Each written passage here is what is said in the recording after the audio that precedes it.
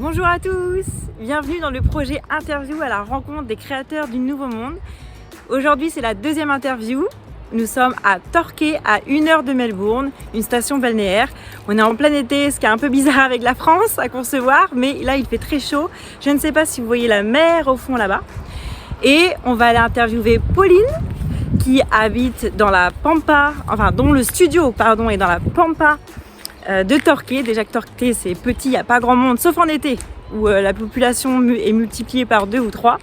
Parce qu'il y a la mer, parce qu'il y avait tellement de choses à faire dans cette jolie ville l'été. Et là, je pars à sa rencontre avec notre super van Sally. Donc, je vais aller voir son petit studio et on va aller rencontrer Pauline, voir ce qu'elle fait et ce qu'elle a à nous raconter. Allez, à très vite!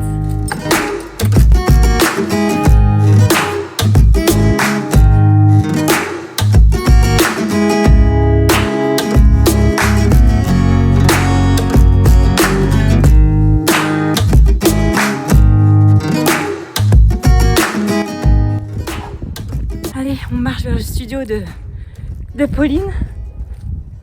Hey, salut Pauline! T'es un peu en avance, non? Ouais, je suis un peu en avance, mais c'était pas facile pour trouver. Ouais, bon. Qu'est-ce qui fait chaud? Bienvenue.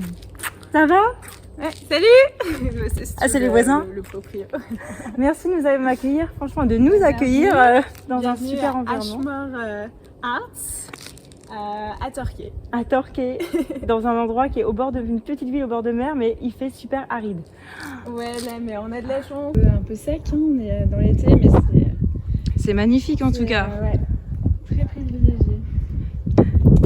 Mais j'étais justement en train de faire des. Ah, génial, des petites préparations. Ouais, en train de faire mon petit eau de chaud pour le liniment. Pour les petites fesses de bébé. Pour toi, pour ton bébé ou pour plusieurs bébés?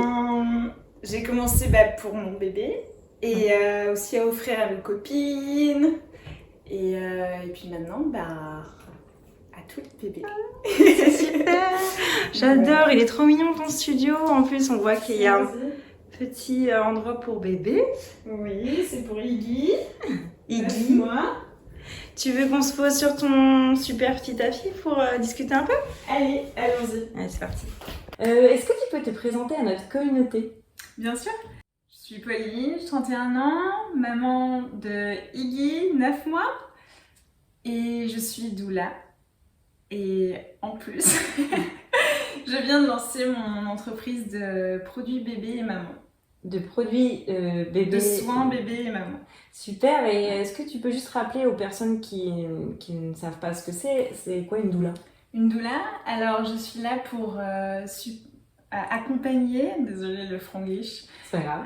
accompagner les parents, mamans et parents, ça peut être des couples, pendant la grossesse, à l'accouchement et aussi je fais du postpartum, donc quand le bébé est là, voilà, je fais tout l'accompagnement avant bébé et après bébé. Voilà. Donc c'est quoi? C'est du soutien à la maman, ça peut être de la préparation à l'accouchement, ça peut être du soutien émotionnel, faire des câlins. Je suis là aussi pour informer, donc je ne fais pas de médical, attention, je ne peux pas demander des examens, je ne peux pas faire des examens, mais par exemple je peux vous donner les informations pour que vous ayez vraiment tout pour prendre une décision qui ne vous correspondait pas parce que vous sentez une sorte de pression, que ce soit par rapport à la maternité ou vos parents, etc. Donc comment vous avez toutes les clés en main. En fait, voilà, je vous donne toutes les clés en main selon vos besoins et comment vous vous sentez. Et puis tu donnes confiance à la maman et au couple aussi, du coup, dans cette aventure. Je suis un peu l'épaule, voilà, pour les troisième, deux. La sixième, 5e et 6e épaule. Ouais. Et est-ce que tu peux raconter ton parcours et ce qui t'a amené vers cette aventure? Comment t'en es arrivée là? Alors, j'en suis arrivée là, j'avais déjà mon entreprise de pâtisserie, donc je fais le marché à la pâtisserie française. Forcément, en Australie, ça doit marcher. Et c'est vrai que dès que je suis tombée enceinte, beaucoup de choses ne prenaient plus de sens au niveau du temps, de la production, mon énergie. J'avais besoin, je sentais aussi un vent nouveau et qu'il fallait que c'était maintenant qu'il fallait que je le prenne. Et c'est vrai que mon suivi grossesse a été, en plus en étant expat, de ne pas avoir ma famille ici, a été en plein Covid. Et beaucoup de choses se sont empilées les unes sur les autres et je me suis rendu compte que le soutien, que it takes a village, la phrase it takes a village. Qu'est-ce que quand tu dis it takes a village, c'est que ça prend toute la communauté autour de toi. Ouais. Et je me suis rendu compte qu'effectivement, chaque mot, chaque pensée pouvait peser en bien ou en mal. Et c'est vrai que d'avoir quelqu'un sur qui on peut compter, que ce soit pour moi en tant que maman et pour mon compagnon, pour le rassurer, de me rassurer par rapport à mes choix moi-même et de rassurer aussi mon compagnon sur mes choix aussi et sur la situation, parce que malheureusement on délaisse aussi beaucoup les partenaires, femmes ou hommes. Moi j'aimerais bien les réintégrer aussi dans cette expérience pour leur montrer qu'eux aussi, ils ont leur rôle, ils ont leur place et ils sont encore plus importants qu'ils ne le pensent. Voilà. D'accord, ça a bien mûri. Et c'est comme ça que tu t'es dit, je vais faire une formation pour être doula. Voilà. Est-ce que toi, tu as été accompagnée par une doula ou pas du tout? Non, j'ai été en accompagnement au hôpital, à la maternité, et en fait, ça s'est assez mal passé. Et voilà, je me suis rendu compte qu'en fait, j'avais besoin de beaucoup plus. J'ai investi, j'ai investi dans cette expérience et je le regrette absolument pas. Donc nous, on a pris une sage-femme privée. Donc finalement, elle remplissait plus ou moins ce rôle, mais quand même, il y a quelque chose d'un peu plus médical. Mais c'était vraiment une superbe expérience et on regrette absolument pas de l'avoir eu avec nous et c'était une énorme chance. Voilà. Par la suite, donc tu as fait ta formation. Voilà. Qui t'a amené aujourd'hui, là ça fait combien de temps que tu es doula? Alors c'est tout nouveau, je suis toute fraîche sur le marché, mais j'ai déjà été, on va dire, baptism of fire, donc mes premiers clients en tant que professionnelle, donc c'était ce mois-ci. Ouais. Et, bravo, félicitations. Merci, et j'ai attraper le bébé. Donc c'était vraiment... t'es arrivée à l'accouchement. Voilà, donc à la maison, c'était absolument pas prévu. Et, oui, le baptême. C'était direct dans le bain. Donc voilà, maintenant je me sens beaucoup mieux équipée. Bon, j'ai fait quand même des stages, on va dire, j'avais des clients avant, mais pas en tant qu'étudiante. Ouais. Mais là, du coup, c'était mon premier en payé, quoi, on va dire. Et qu'est-ce qui s'est passé? C'était un accouchement d'urgence ou il y avait quelques personnes d'autres ou on n'avait pas le choix, ça a été beaucoup trop rapide. On n'a pas eu le temps d'aller à l'hôpital, l'ambulance n'a pas eu le temps d'arriver. Donc il a fallu retrousser ses manches et y aller. Et tout s'est bien passé. Et ouais, tout s'est bien passé. On a été une équipe formidable. Le mari en tant que la maman, la déesse. Et nous, on était extatiques devant sa force, quoi. Donc c'était un moment qui va durer, qui va rester gravé en moi pour la vie. Qu'est-ce qui s'est passé en toi à ce moment-là, au niveau des émotions, ou ce qui s'est passé dans ta tête, ou comment tu as réagi quand la personne t'a appelé? Enfin, ça s'est passé très rapidement, donc en fait, du moment où elle m'a appelée à l'arrivée du bébé, ça a mis moins de 2 heures, ce qui est complètement fou. Ah oui. Après, c'est le deuxième, c'est plus rapide, mais malgré tout, c'est quand même très rapide, donc ça peut être un choc pour le corps. C'est pas forcément une très bonne chose d'avoir un travail très rapide. Ah, d'accord. Parce que le corps n'a pas le temps de construire sa force, c'est très intense tout de suite. C'est pour ça, quand on déclenche un accouchement, ça peut être la même chose. Le corps n'a pas les muscles, ça, on n'est pas prêt mentalement, etc. Et tout de suite, le travail commence, donc ça peut être traumatisant.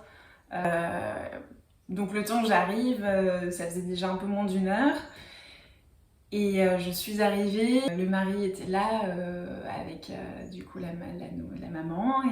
Et dès que je suis rentrée dans la pièce, en fait, j'ai senti le changement. En fait, il y a eu quelque chose qui a changé et j'ai senti tout de suite qu'elle entrait dans une phase qu'on appelle transition. On va dire en termes médical, c'est quand vous rentrez dans la phase après 8 cm de dilatation. Elle est rentrée dans cette phase-là. Donc c'est vraiment le moment où les mamans rentrent dans une phase de manque de confiance. Tu parles de dilatation de 8 à 10 10, voilà. D'accord. Et c'est le moment où généralement les mamans elles perdent complètement confiance en elles. C'est là où elles demandent si par exemple elles avaient prévu un accouchement naturel, ce qu'on appelle naturel. C'est le moment où elles vont demander justement l'épidurale, qu'elles peuvent pas, qu'elles n'y arrivent pas, que c'est trop dur. Moment de soutien. Voilà, c'est le moment où elles ont besoin d'être rassurées, c'est le moment où elles ont besoin de se sentir épaulées et en toute leur splendeur, quoi. Parce que voilà, donc c'est un moment assez intense et impressionnant pour les compagnons. Parce que ils peuvent se sentir démunis un petit peu. Voilà, donc c'est pour ça en fait une doula, quoi que vous fassiez dans votre grossesse, avoir juste faire 2-3 heures d'anténatal, c'est déjà bien. Parce que la connaissance et le pouvoir. Hein. Et c'est vrai que dans ces moments-là, même si forcément vous n'êtes pas un professionnel, au moins vous avez un peu plus une meilleure compréhension et vous pouvez vraiment vous focaliser sur le bien-être de maman. Et voilà. Donc le vent a changé et il fallait être là. Fallait être là, quoi. Ils n'ont pas le temps de réfléchir. T'as juste été là, t'as fait du mieux que t'as vu. Voilà. En tout cas, c'est une belle histoire. Ouais. Enfin, pour rentrer en matière, dans le métier, voilà. C'est une très belle histoire. Et depuis, tu suis combien de femmes? Alors généralement, je suis au début, mais je m'impose seulement un suivi d'accouchement par mois. D'accord. Donc entre-temps, je fais comme une birth attendance, donc être là pendant l'accouchement seulement une fois par mois. Ouais. Mais pendant ce temps-là, je fais comme un suivi d'accouchement pour d'autres personnes. D'accord. Mais je fais juste seulement un accouchement par mois. Parce que c'est quand même beaucoup d'énergie, on donne beaucoup. Ah, c'est le téléphone. Ça va, c'est pas un appel, je suis en abstinence. D'accord. Donc tu veux aller vérifier que ce soit pas quelqu'un d'important justement? On peut y réfléchir. C'est bon, tu vas bien. C'est pas un appel important où tu devais aller en urgence. Ça va bien, on peut rester encore un peu parler. Donc voilà, typiquement, je suis en ce qu'on appelle en call, donc d'abstinence à partir de la 38e semaine. D'accord. Jusqu'à ce que le bébé arrive. Donc voilà, c'est... On peut t'appeler à tout moment. Voilà, donc c'est aussi mettre ma vie entre parenthèses, c'est beaucoup de temps et d'énergie, surtout quand on a nous-mêmes des enfants, une famille. C'est naviguer tout ça, quoi. Tu as dit tout à l'heure en introduction que tu faisais en même temps des produits pour bébé, donc tout est autour de bébé. Ouais. Et maman. Et maman, bien sûr, autour de bébé et maman. Ouais. Est-ce que c'est venu en même temps l'idée? Est-ce que c'était avant? Est-ce que comment ça a mûri cette idée de... Ouais, en fait c'est venu bien avant Doula. C'était justement pendant ma grossesse, je travaillais encore avec Gavé, donc ma pâtisserie. Et je me disais qu'il fallait que je change, mais j'avais toujours envie de rester entrepreneuse. Du coup, j'ai essayé de trouver quelque chose dans cet univers. Et voilà, j'ai creusé. Et c'est vrai que j'ai commencé à faire du liniment en fait pour les copines, pour les baby showers, donc, etc. Du liniment, pour les personnes qui ne savent pas, c'est le produit pour nettoyer les fesses de bébé. Les fesses de bébé. Avec de l'eau de chaud et de l'huile d'olive. Voilà, ouais. Très bien. Et du coup, ça a commencé comme ça. Et puis forcément, j'en avais fait pour mon petit bout. Et ensuite, qu'il y ait quelque chose à creuser. Et c'est vrai qu'aussi, les suites postpartum sur mon corps, et puis en tant que doula aussi, je me suis rendu compte qu'il y avait très peu de produits pour les mamans en postpartum. Donc des choses très pure, très clean, sans parfum, sans huile essentielle, parce que les huiles essentielles c'est bien, mais faire quand même attention pour les tout petits nouveau-nés. Pas n'importe quelle huile. Pas n'importe quelle huile. Utiliser la parcimonie. Et j'ai agrandi donc ça s'appelle Pépin. J'ai agrandi Pépin sur cette perspective aussi, là, aussi de prendre soin de maman également. Parce que généralement, quand on sort de l'hôpital, maman, on lui dit pas trop ce qu'il faut faire. Surtout après une césarienne. Et on se retrouve voilà, avec un nouveau corps, plein d'émotions.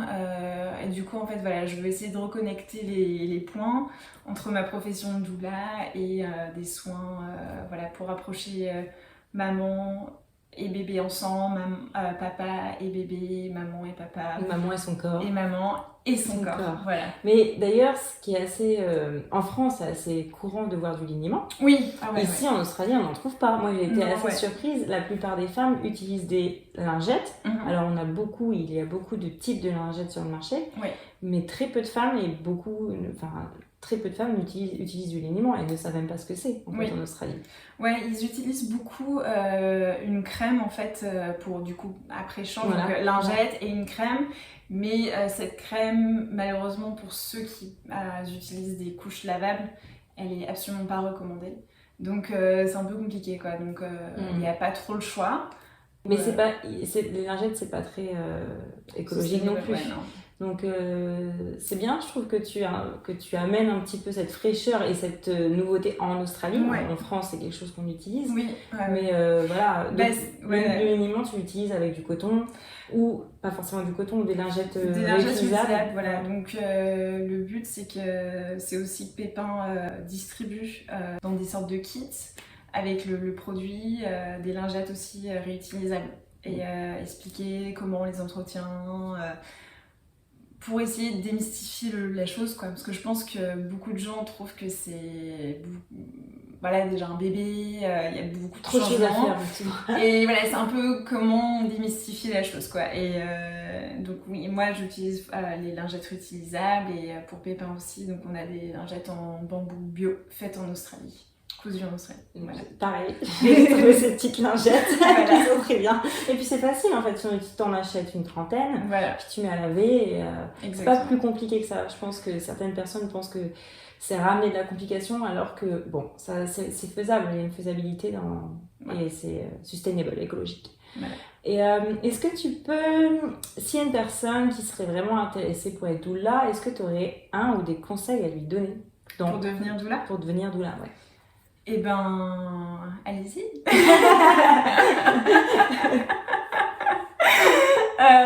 Non, mais je sais pas, et je pense qu'il y a des milliards. Moi, je connais pas trop le système en France, donc je peux pas trop vous conseiller, mais je pense que la meilleure façon, en tout cas, c'est moi. Moi, j'aime rencontrer les gens, les professionnels, et je pense que peut-être, si potentiellement vous voulez devenir doula, c'est peut-être que vous aviez une doula vous-même. Donc peut-être vous renseigner, contacter des doulas autour de vous. Généralement, moi je parle de mon expérience en Australie, je sais pas en France, mais en tout cas mon expérience ici, c'est on est une communauté. On n'est pas là, il n'y a pas de jalousie, on pique les clients des autres, c'est absolument pas ça. On partage l'expérience, le savoir, parce que c'est ça, et on est là pour quelque chose de beaucoup plus... d'au-delà de nous-mêmes, quoi. On est là pour les autres. Et je pense que les autres professions n'ont pas forcément ça. Et c'est vrai que je pense que commencez à contacter des doulas autour de vous. Je sais pas si vous suivez des gens sur Instagram ou peut-être sur Google, votre ville et doulas, les contacter, et je suis sûre qu'elles seront super OP pour aller boire un café avec vous, et voilà, savoir où elles ont commencé, s'il y a des formations à côté de vous, peut-être regarder s'il y a des formations en ligne, ça peut être possible. Aujourd'hui, de toute façon, avec le Covid, je pense qu'il y a beaucoup de formations en ligne, je pense très bien qui se sont mises en place. Et puis après, peut-être si vous avez une copine qui est enceinte, proposer. C'est ce que tu as fait, toi, tu as fait une formation en ligne. Moi, j'ai fait une formation en ligne, et en fait, pour compléter ma certification, j'ai aussi des placements, donc des stages. D'accord, ouais, des stages. Donc en fait, j'avais des clients, et j'étais toute seule en fait, mais sauf que je n'étais pas payée en fait. Donc, et après, j'avais une grille d'évaluation que mes clients envoyaient à ma mentor du coup. D'accord. Et après ça, avec la validation de mes cours, ça fait que ma certification. Ouais. En tout cas, tu as l'air vraiment heureuse, ça a l'air ça te colle bien à la peau, je trouve. Merci. Tu as l'air d'être assez animée quand t'en parles, donc ça fait vraiment chaud au cœur de voir ça. Je suis sûre que tu fais déjà, que tu feras une super doula. Merci. Et, du coup, on va clôturer l'interview par des petites questions avec des petites réponses, rapides, pour un petit peu te connaître encore plus. Quel est ton auteur préféré, enfin ton livre préféré? Alors j'ai réfléchi, j'arrive pas à en prendre un. C'est pas facile. Disons qui t'a animé, passionné, qui te parle. En fait, sur le plan, on va dire, philosophique, c'est la fiction de Hermann Hesse, Siddhartha, qui m'a... en tout cas, pendant la fin de ma grossesse, j'ai eu besoin de le relire, je sais pas, j'ai l'impression que c'est le livre qui m'accompagne un peu quand j'ai un peu le vent en poupe, quoi. Je sens que y a un changement et ça me ramène à moi-même. C'est quoi l'histoire du... Enfin, qu'est-ce que le topic, le sujet du livre? C'est en fait un roman philosophique donc à propos d'un personnage qui s'appelle Siddhartha, qui n'est pas le Bouddha, mais qui est à la période de Bouddha d'ailleurs.